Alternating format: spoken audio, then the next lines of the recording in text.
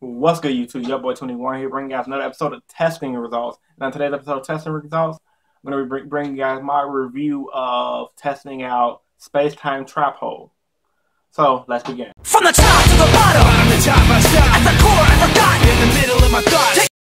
Alright, so I've been testing out Space-Time Trap Hole for about, I want to say, the past 3 weeks now since I've actually received one at locals. And the card has been pretty much fluctuating between the good, the bad, and the Yu-Gi-Oh! As Slim from Team X Symmetry would say.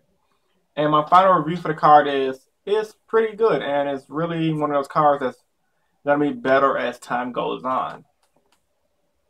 And the reason why I say it's one of those cards that's going to be better as time goes on, because you have to look at it as the way I look at it, which is a balanced version of Compose. So if you guys remember, Compulsory Evacuation Device is a card that says return one monster on the field to the hand. And Space Time pretty much does the same thing. It sends the monster that was special from the hand and or extra deck back to the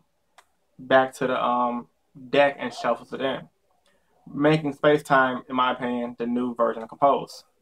This card had been really good up against matchups like the Shadows because it gets rid of their window on the summon, making it better than Trap Hole Nightmare.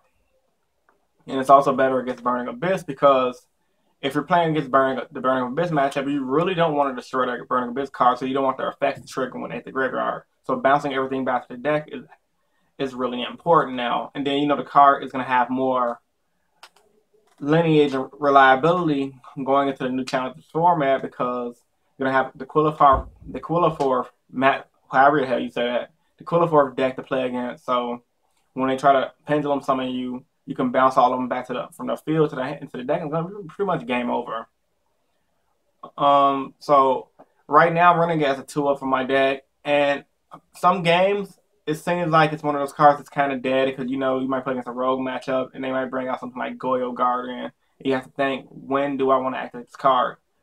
And in my opinion, when it comes to situations where you have Space Time, Bottomless, Torrential, and etc., you're going to want to activate your Space Time always first, because especially if your opponent sees a game 1 or game 2 and you're going into game 3, they're going to be more than likely trying to play around the Space Time because it's searchable due to your Trap Tricks Myrmilio. So you're going to want to always activate it first when you have it set with back row versus something like Bottomless or a TT. Because I'm not going to lie, I played a few games where I had Space Time and I had TT or Compose, and I always activated Space Time last, which was a big misplay on my part, because Space Time is one of those cards that sometimes the opponent might not make the best play that you think they're going to make.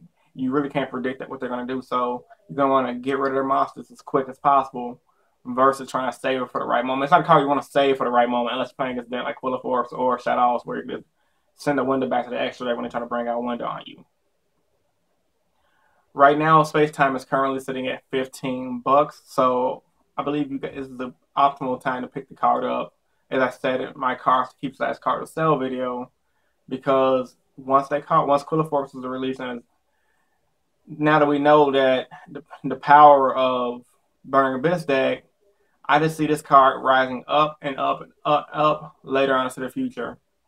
If I was playing any deck right now, I will be packing 2 Space Time Trap Holes in my deck because it's just so good against the Burning Abyss matchup.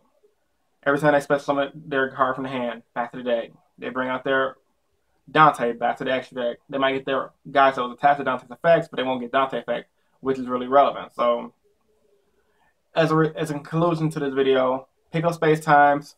If you have them, main deck at least 1 to 2 copies. And throw in the Myrmilio in the deck as well, because it's one of those cards to add to your whole little engine. The Treacherous engine is not dead, guys. It's going to completely get better throughout the history of these up and coming years. So, hope you guys enjoyed this video. If you did, give it a big thumbs up. Comment down in the comment section below. Will you guys be running Space Time Trap Hole? What are your thoughts on Space Time Trap Hole and this format for October 2014 and the new challenges format? Yo boy 21 with my testing results for Space Time Trap Hole, and I'm out. Rate, comment, subscribe. Bang.